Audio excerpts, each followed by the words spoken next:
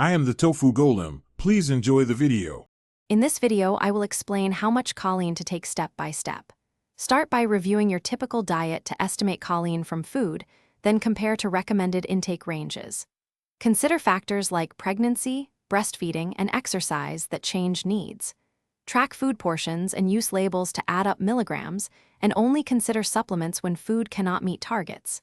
Aim for steady intake, not large boluses, and consult a clinician for personalized dosing. To assess intake, keep a simple 3-day food log and note portion sizes for eggs, liver, soy, and dairy. Use a food database or app to tally milligrams and average your daily total. Compare that average to general targets for your sex and life stage to see if you fall short or exceed recommendations. This practical step helps decide whether dietary tweaks or a supplement would be useful for you. When considering supplements, pick a specific choline form and start low, around 250 mg, especially if dietary intake is uncertain.